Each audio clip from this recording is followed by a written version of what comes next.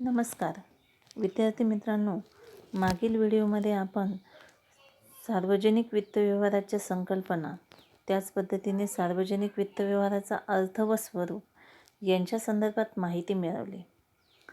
त्यानंतर सार्वजनिक वित्त व्यवहारातील जे घटक आहेत त्यांची थोडक्यात आकृतीद्वारे मी तुम्हाला संकल्पना सांगितली होती. तर आज आपण सार्वजनिक वित्त व्यवहारातील जे घटक आहेत त्यांच्या संदर्भात सविस्तर चर्चा करणार आहे. तर सार्वजनिक वित्त व्यवहारातील जो पहिला घटक आहे तो म्हणजे सार्वजनिक खर्च, पब्लिक एक्सपेंडिचर. तर सार्वजनिक खर्च म्हणजे केंद्र शासन, राज्य शासन आणि स्थानिक स्वराज्य संस्था यांनी नागरिकांचे संरक्षण, त्यांच्या सामूहिक गरजांची पूर्ती आणि लोकांच्या आर्थिक व सामाजिक कल्याणासाठी केलेला खर्च म्हणजे सार्वजनिक खर्च होय.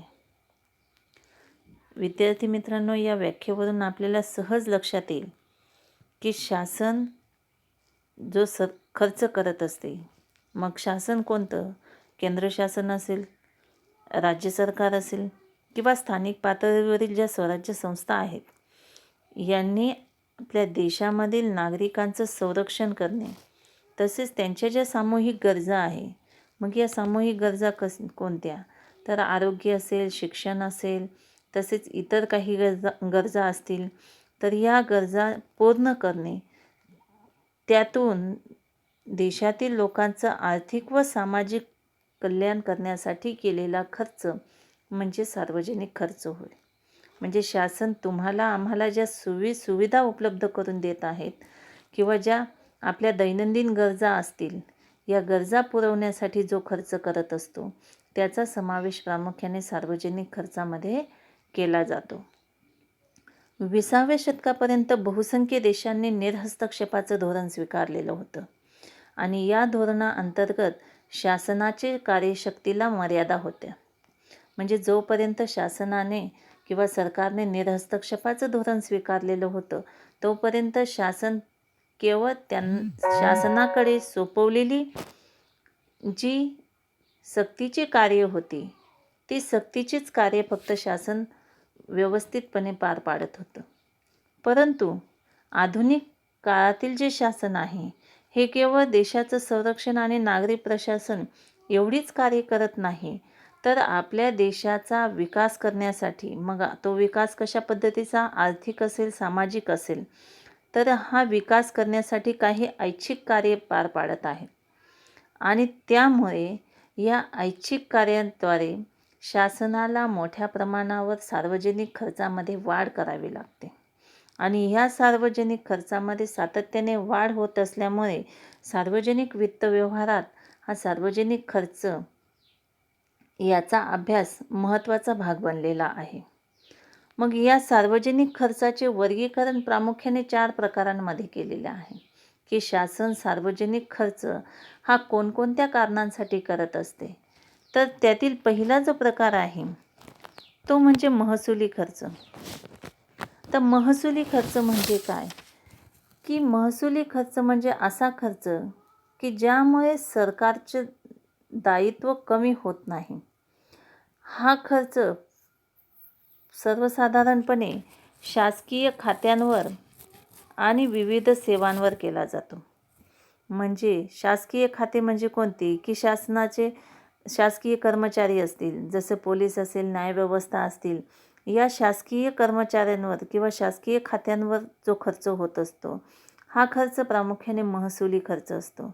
त्याच पद्धतीने शासन देश सेवा पुरवते समाजासाठी, मग संरक्षण असेल, त्याच पद्धतीने शासकीय कर्मचाऱ्याचे निवृत्ती वेतन असतील, वैद्यकीय सेवा असतील, सार्वजनिक आरोग्य असतील, यासारख्या ज्या सेवा समाजासाठी शासन पुरवत असते यावर हा खर्च प्रामुख्याने केला जात असतो. मग याचं उदाहरण घ्यायचं झालं तर शासनाचा प्रशासकीय खर्च, शासकीय कर्मचाऱ्यांचे पगार व भत्ते, त्यांचं निवृत्ती वेतन असेल, तसेच सेवांमध्ये वैद्यकीय सेवा आणि सार्वजनिक आरोग्य इत्यादींचा समावेश प्रामुख्याने महसुली खर्चामध्ये होत असतो. त्यानंतर दुसरा जो प्रकार आहे तो म्हणजे भांडवली खर्च. भांडवली खर्च म्हणजे असा खर्च की ज्या खर्चामुळे सरकारचे दायित्व कमी होते, अशा खर्चाला भांडवली खर्च असे म्हणतात. आणि हा खर्च प्रामुख्याने देशाच्या विकासासाठी आणि वृद्धीसाठी केला जात असतो.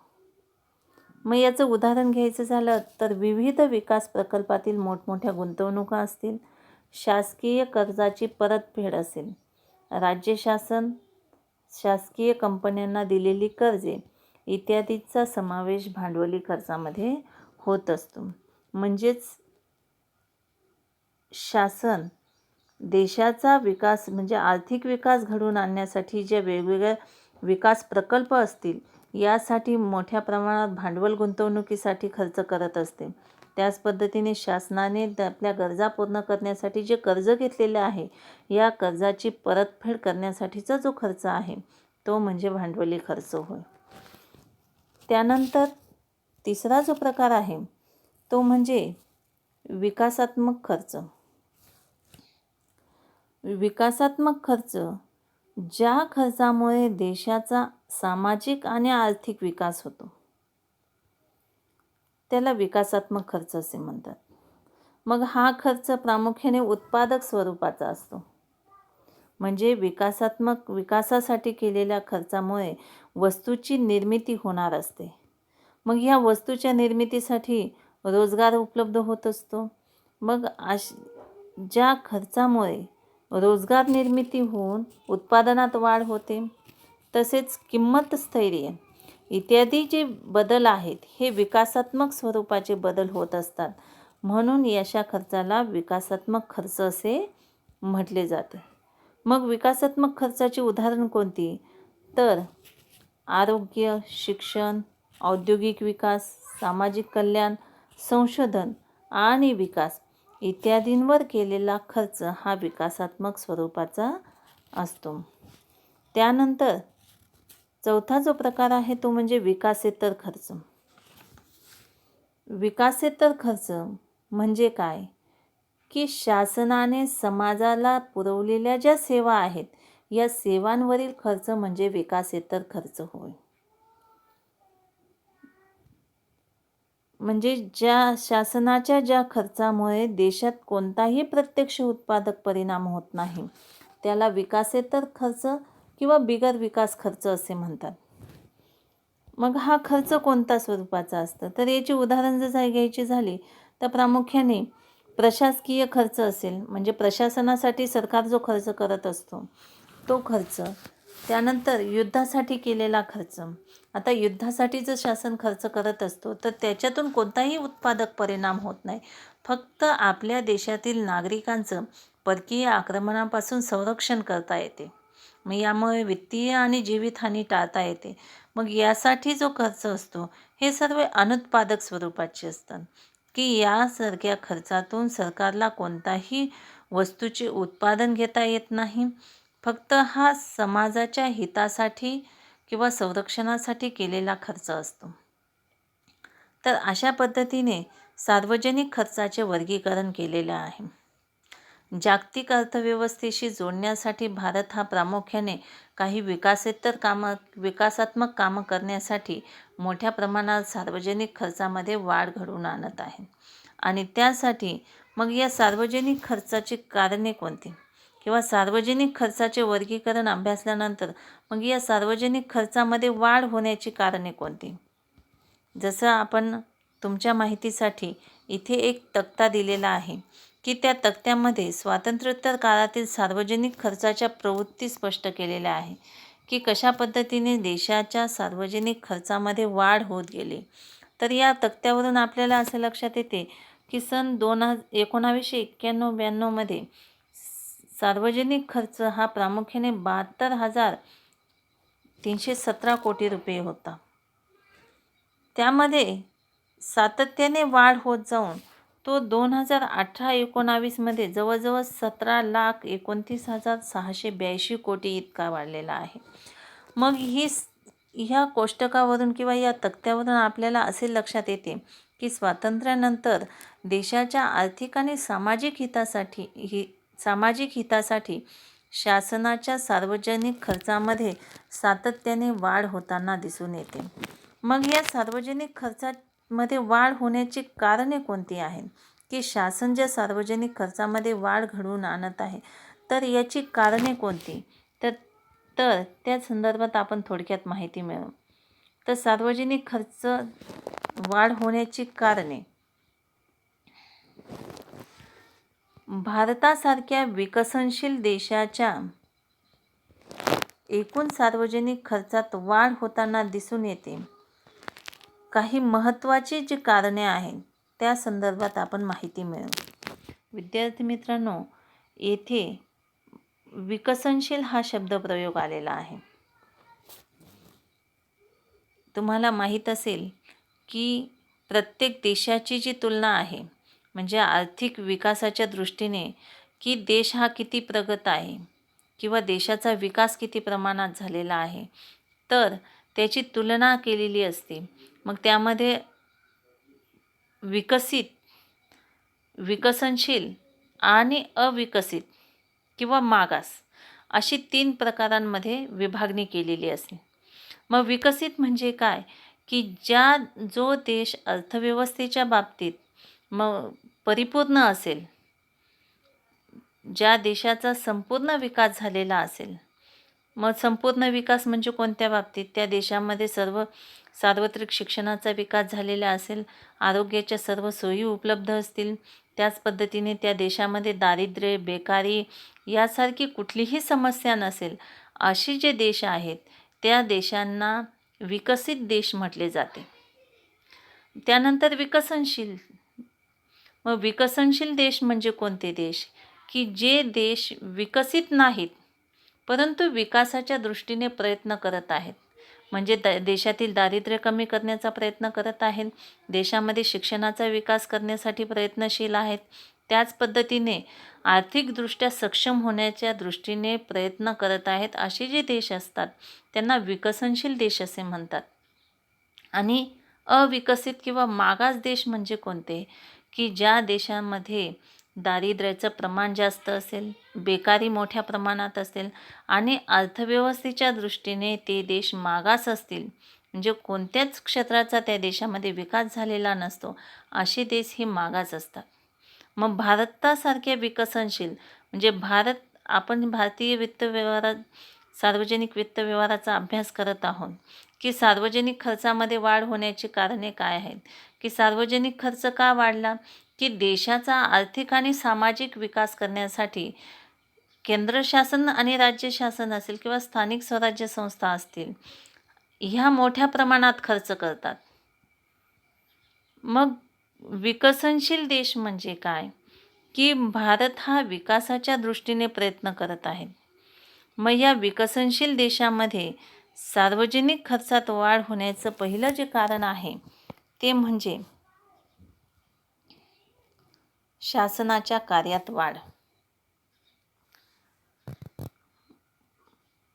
मग देशाच्या सामाजिक आणि आर्थिक विकासासाठी आधुनिक शासन अनेक कार्य पार पाडत आहेत. म्हणजे शिक्षणाचा प्रसार असेल, सार्वजनिक आरोग्य असेल, सार्वजनिक बांधकाम, मनोरंजन, समाज कल्याणकारी योजना इत्यादी बाबींचा यात समावेश होतो.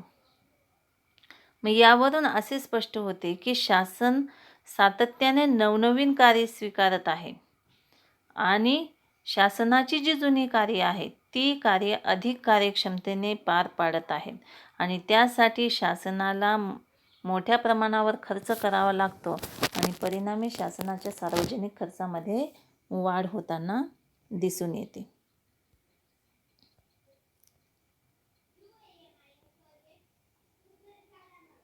त्यानंतर दुसरं जे कारण आहे ते म्हणजे लोकसंख्येची वेगाने होणारी वाढ. भारतासारख्या विकसनशील देशाची लोकसंख्या वेगाने वाढत आहे. इसवी सन 2011च्या जनगणनेनुसार भारताची लोकसंख्या जवळजवळ 121.2 कोटी इतकी होती. विद्यार्थी मित्रांनो, भारताचा लोकसंख्येच्या बाबतीत जगात दुसरा क्रमांक लागतो. मग परिणामी या ज्या वाढत्या लोकसंख्येच्या गरजा आहेत या गरजा पूर्ण करण्यासाठी शासनाला मोठ्या प्रमाणावर खर्च करावा लागतो. मग या वाढत्या लोकसंख्येच्या गरजा कोणत्या? आरोग्य असेल, शिक्षण असेल, अन्नधान्याची सुविधा असतील, त्याच पद्धतीने त्यांच्या राहण्यासाठीच्या सुविधा असतील, स्वच्छता असतील, यासारख्या गरजा पूर्ण करण्यासाठी शासनाला मोठ्या प्रमाणावर खर्च करावा लागतो. त्यानंतर तिसरं जे कारण आहे ते म्हणजे वाढते शहरीकरण. वाढते शहरीकरण ही सध्याची जागतिक स्थिती बनलेली आहे. मग या वाढत्या शहरीकरणामुळे शहरातील लोकांसाठी पाणी पुरवठ्याची सोय असेल, शहरात रस्ते, ऊर्जा, शाळा, महाविद्यालय, सार्वजनिक वाहतूक, त्याच पद्धतीने शहरातील लोकांची स्वच्छता, या सर्व सुविधांसाठी शासनाला मोठ्या प्रमाणावर खर्च करावा लागतो आणि परिणामी सार्वजनिक खर्चामध्ये वाढ होताना दिसून येते. त्यानंतर चौथा जो आहे तो म्हणजे संरक्षण खर्चात वाढ. आता आधुनिक काळामध्ये अस्थिर आणि असमंजस आंतरराष्ट्रीय संबंधामुळे युद्ध नसताना देखील संरक्षण खर्च वाढत असतो. विद्यार्थी मित्रांनो, अलीकडील काळात आपण पाहिलं की छोट्या छोट्या कारणांसाठी महायुद्ध होताना दिसतात. काही असमंजस संबंध असतात, त्यामुळे युद्ध नसताना देखील युद्धाची शक्यता असते, म्हणून सुद्धा संरक्षणावर मोठ्या प्रमाणावर खर्च करावा लागतो. आत्ताच ची जी स्थिती पाहिली तर भारत आणि चीन यांचं युद्ध, तर यावर शासनाला म्हणजे अचानक आलेल्या आपत्तीमुळे शासनाला मोठ्या प्रमाणावर सार्वजनिक खर्चात वाढ करावी लागते. मग संरक्षण खर्चात वाढ झाल्यामुळे एकूण सार्वजनिक खर्चात वाढ होताना दिसून येते. त्यानंतर पाचवं जे कारण आहे ते म्हणजे लोकशाही शासन पद्धतीचा प्रसार.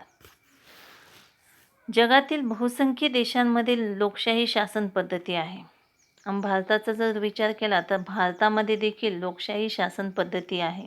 मग या लोकशाही शासन पद्धतीमुळे नियमितपणे दर 5 वर्षांनी निवडणुका होत असतात.